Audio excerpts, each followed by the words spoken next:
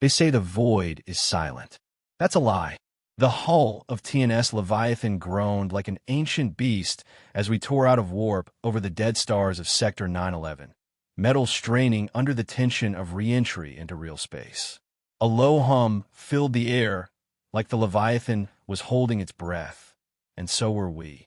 I stood at the forward observation deck, staring through reinforced glass as the stars snapped back into shape.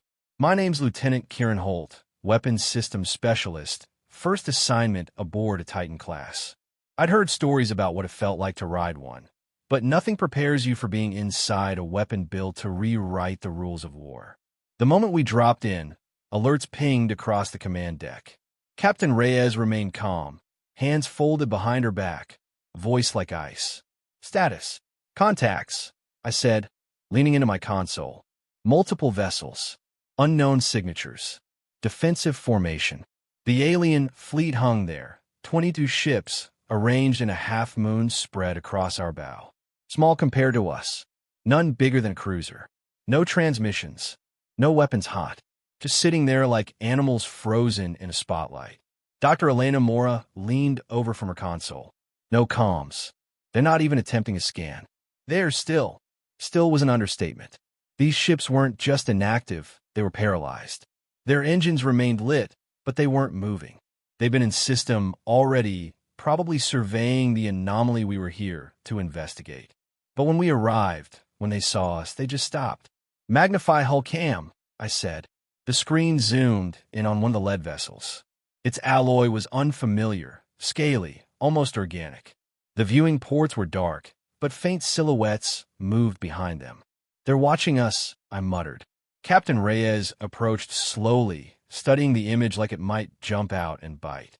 They're afraid. I didn't want to believe it, but the signs were there. The awkward formation, the lack of response. Their fleet had clearly expected to dominate this system, or at least observe uncontested. And then we showed up. Not a scout, not a destroyer. A Titan, 40 kilometers of armor, armed with a singularity core and rail cannons the size of mountain ranges. We were designed to fight wars alone, and they froze.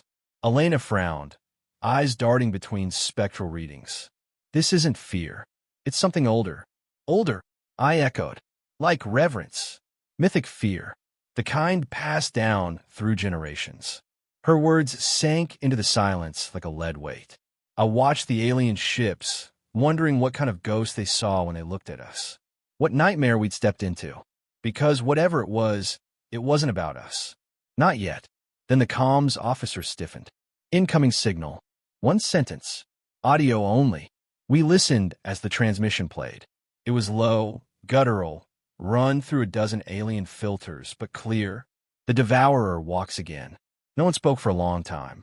The bridge, the ship, even space itself seemed to hold its breath. And in that stillness, I understood something I hadn't before. First contact wasn't beginning. It had already happened. We just didn't know how many times. We spent the next 12 hours drifting in formation. Leviathan holding position like a dormant volcano while the alien fleet remained still and silent. The bridge crew rotated shifts, but none of us really rested. The phrase, *the Devourer walks again*, played on a loop in my mind, unraveling something primal inside me I couldn't shake. I kept seeing their ships, rigid and trembling in the void, as though frozen in the presence of something divine or cursed. They hadn't fired, hadn't moved, and that told me more than any database could. Dr. Elena Mora worked nonstop at her console. Translator algorithms cycled through dialects, dead languages, even mathematical harmonics. Still, nothing new came through. Just that one line, broadcast again every few hours, always on the same frequency. It wasn't a distress call. It was a signal, a flare, a warning. Captain Reyes finally called a closed briefing in the strategy core. Just 6 of us. The inner circle. Reyes stood tall, her posture as straight as steel, but I saw the tightness in her eyes. This isn't standard first contact, she said. These ships aren't acting with protocol. They're acting like they've seen something they didn't think was real, or something they thought was long dead. I added. Elena nodded, rubbing sleep from her eyes. This phrase they keep using, asterisk the devourer asterisk, has roots. I ran a cross-index on regional myths from alien species across the sector.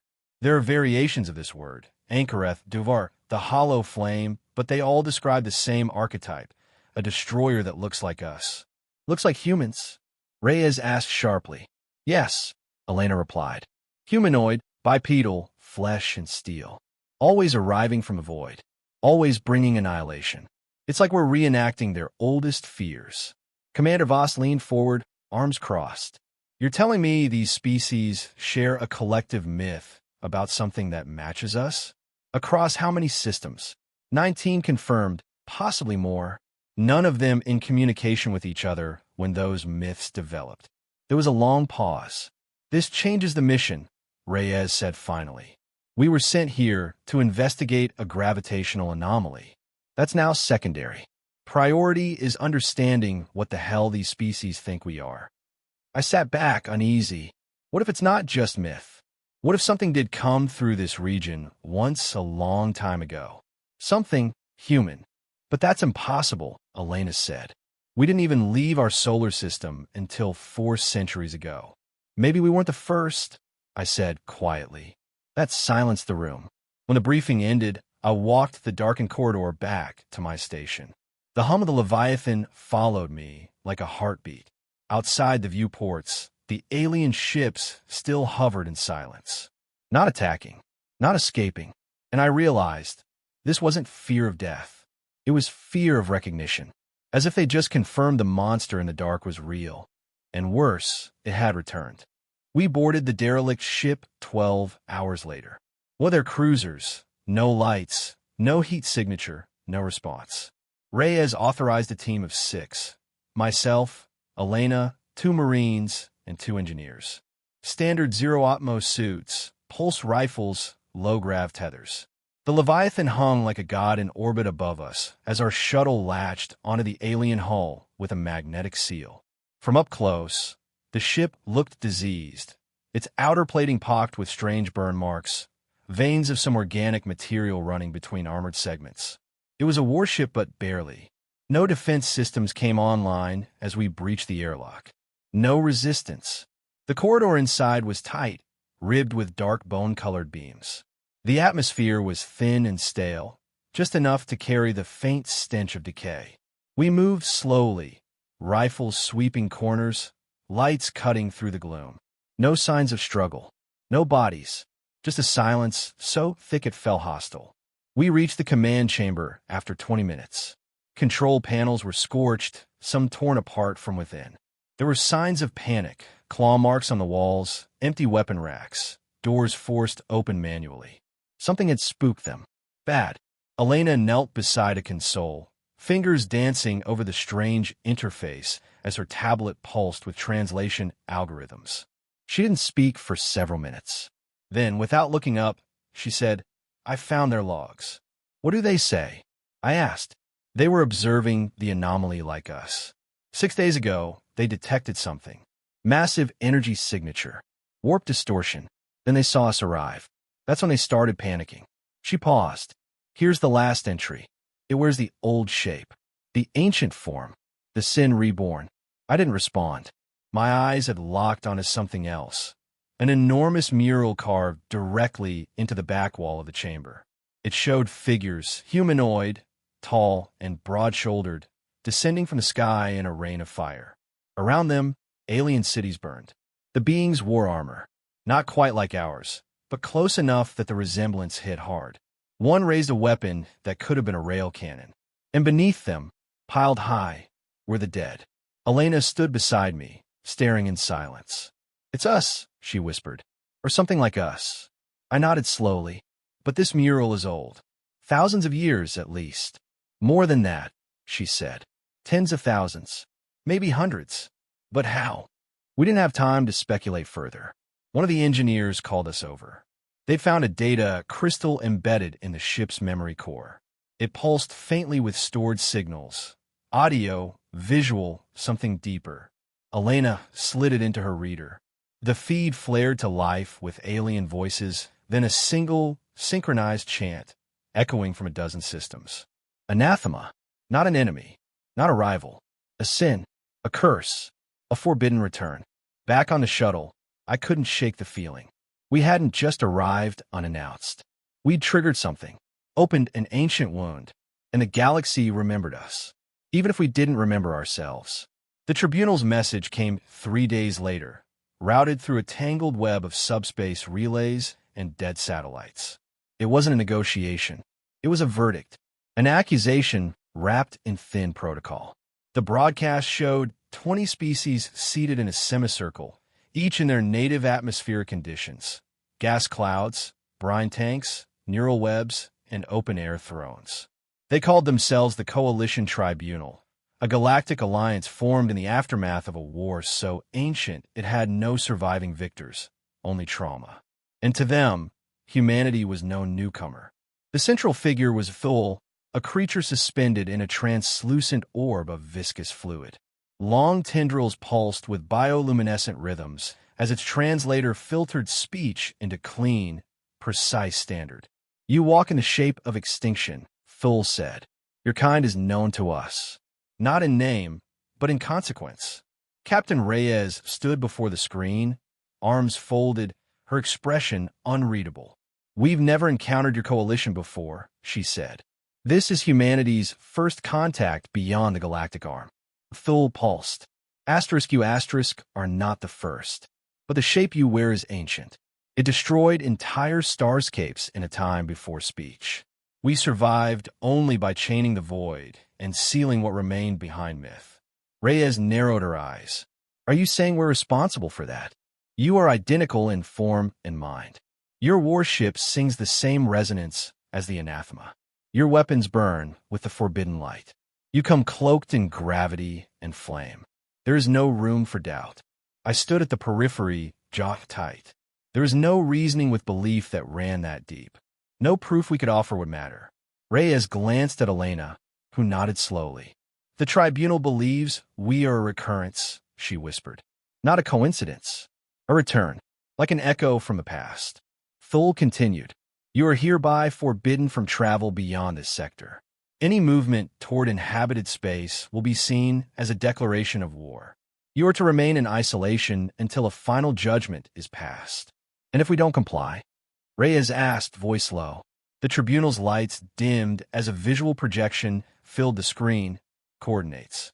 A neutral zone near the edge of a collapsed star system. A diplomatic summit, they called it." Thul's voice lowered to a glacial hum. "You may plead your origin before the judgment seat, or die in silence, as your ancestors did." The transmission cut. No one spoke for a full minute. Then Reyes turned to us. "Prep the Leviathan. Set course for the summit." "You think it's legit?" I asked. "No," she replied, "but we're going anyway, because something told us the Tribunal wasn't just afraid of us. They were afraid we might not even know what we are, and that terrified them more than any fleet." As the Leviathan turned toward the designated coordinates, I watched the stars slide by and felt the weight of every eye in the galaxy bearing down on us. This wasn't diplomacy. It was judgment. The summit was held in the graveyard of a collapsed star, where the laws of physics bent and snapped like brittle twigs. They called it Heshvar's End, a dead system orbiting a frozen white dwarf, its planets cracked and empty, stripped bare by something older than war. The Tribunal's fleets were already there when the Leviathan arrived, arrayed in concentric rings around a hollowed-out asteroid that had been converted into a diplomatic sphere. It looked like a monument to fear: high walls, pulse-dampening fields, and an array of antimatter mines poised around the perimeter like an unspoken dare. As we approached, their formation shifted to allow our passage, not with welcome, but with the tense, bristling posture of 100 armed guards watching a lion walk through their camp. We docked in silence. No honor guard, no formal delegation. Just us, Captain Reyes, Elena, myself, and 2 armed escorts. The air inside the sphere was cold, filtered, and thick with tension. The chamber was circular, each alien representative encased in their own controlled environment. There were no introductions, no pleasantries. The tribunal did not believe we deserved the ritual of civility. Thule floated in its containment orb at the center, tendrils slowly drifting. You were given a chance to remain in exile, it said. Yet you come armed. With that, a gesture toward the viewport, where the Leviathan hung in orbit like a god staring down from the firmament. Captain Reyes stepped forward. We don't come to threaten. We come to understand. You accuse us of being something ancient and terrible. We'd like to know why. Whispers buzzed through the chamber, vocal, telepathic, ultrasonic. The kind of murmur that meant nothing good. Finally, a new voice emerged, sharp and dry, from a species we hadn't seen yet. A creature resembling a coiled root system given awareness. There is no need for inquiry. Your kind stands at the convergence of form and destruction. Every simulation confirms it. You are the fracture point, the echo made flesh. Elena stepped forward, defiant despite the weight of the moment. Then prove it. Show us your evidence.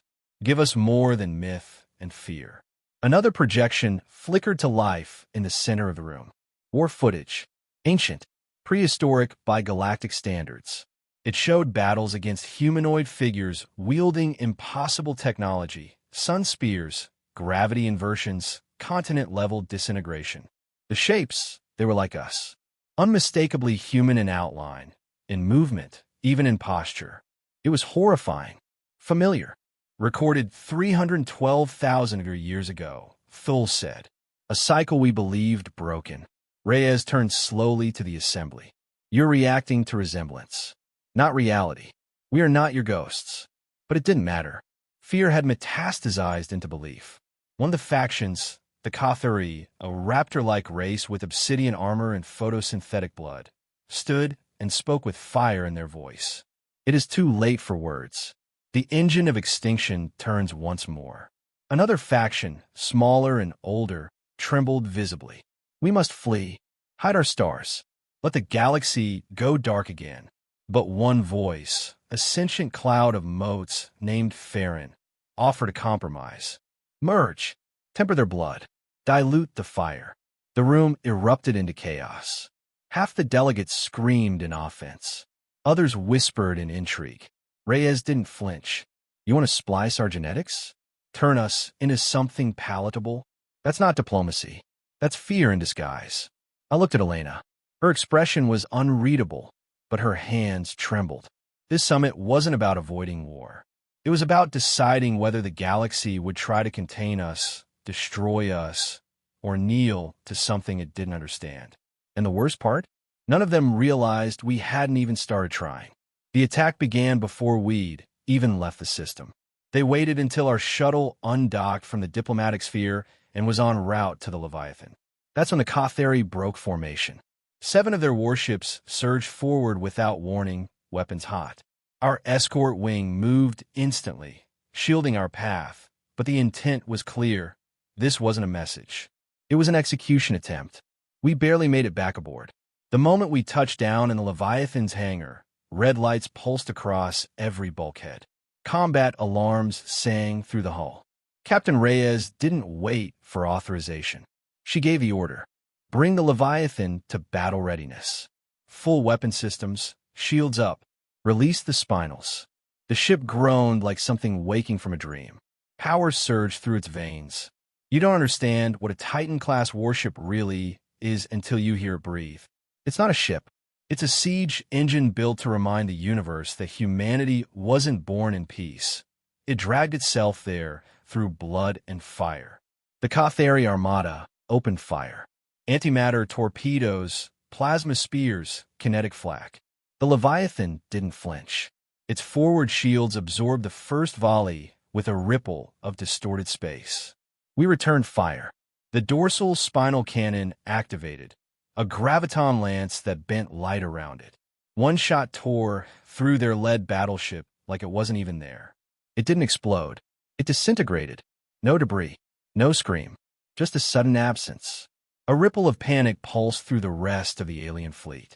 I saw it in their movement, the hesitation, the fractured formations. But it was already too late. We had our firing solution. Rail cannons along the ventral hull ignited. launching rounds the size of buildings. Their velocity alone caused shockwaves that shattered smaller vessels without even making direct contact. One by one, the tribunal's warships began to falter, either turning to flee or dying in place. Then came the silence. Not radio silence. Emotional silence. Like the whole battlefield had realized something unspoken. Something terrifying. We hadn't come to conquer. We hadn't come to intimidate. And yet, with minimal effort, we had broken the tribunal's military response in under 8 minutes. It wasn't a victory. It was a reveal. They realized that everything they feared about humanity might be true. Not because of what we did, but because of how easily we did it. Elena stood beside me on the bridge, eyes fixed on the tactical display. "They're scattering," she whispered. "The tribunal is breaking apart." "Good," Reyes said, voice flat. "Then they'll talk to each other about what they saw, and about what we didn't do. Because we hadn't activated the Singularity Core, hadn't deployed the onboard Dreadnought squadrons, hadn't launched the AI-piloted Omega platforms still resting silently in our holds. We let them see just enough. Let them run. But then something else happened. A ripple in space. Not a weapon signature. Not a ship. A presence. It came from the edge of the system, just beyond where light bent unnaturally. It was waking up, and whatever it wasn't alien. It was waiting for us. It didn't appear on sensors so much as announce itself through silence. Total, suffocating silence. Every frequency dropped to static. Gravimetric readings spiked, then stabilized at impossible levels. We weren't looking at a ship. We were staring into a fracture in reality. The presence hovered at the system's edge, half submerged in a swirling distortion of space-time. From the bridge of the Leviathan, I could barely comprehend it. A construct, or maybe a being, human in outline, but wrong in scale and texture. It was massive, maybe a third the size of the Leviathan, but dormant, like a statue carved from shadow and memory. Its surface flickered with the dull gleam of ancient metals, pitted and scorched, yet whole. Stable. Watching. Elena was the first to speak. "It's transmitting." The words that followed weren't in any known language. At least, not at first. Then the translator hesitated, glitched, and locked in. Proto-Indo-European. An ancestral earth tongue, extinct for tens of thousands of years. "You are the last flame. The cycle nears. Burn bright, or fall as we did." It wasn't a threat. It was a warning. The construct, designated the Echo by our systems, drifted closer, still without propulsion or detectable systems. But we knew. It was alive, in some form we didn't understand. Old beyond belief. Human-shaped, human-made, but not by us. Reyes turned to Elena. "How is this possible? That language is prehistoric. Pre-civilization. Unless we weren't the first," Elena whispered. The implications hit like a thunderclap. What if humanity was a recurrence? A second cycle? What if something like us had risen once before?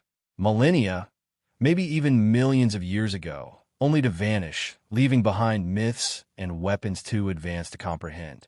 What if the galaxy didn't fear humanity itself, but the return of what we used to be? I scanned the ship's internal archives. The Echo's hull bore familiar patterns, fractals we'd only recently begun experimenting with in quantum architecture. Markings matching designs found on ancient Earth monoliths. Places like Göbekli Tepe, the Nazca Lines, even submerged ruins off the coasts of Earth's forgotten cities. Suddenly, those anomalies weren't coincidence. They were breadcrumbs. And now we'd found the source. Elena's voice shook. "This thing, it remembers. It's waiting. For us to do something." Reyes stood still, her jaw tight. "Or for us to make the same mistake twice." We moved the Leviathan into synchronous orbit with the Echo. No weapons powered. No scans. Just silence. Respect. For the first time in all our travels, we weren't acting as explorers or soldiers. We were heirs. Inheritors of something vast, terrifying, and forgotten. The alien empires had fled. The tribunal had fractured. But it didn't matter anymore. We had crossed a threshold not even they understood. And as I looked into the eye of that ancient monument, I knew this wasn't the end. It was a test. The galaxy didn't fear what humanity was. It feared what we might become, asterisk against star.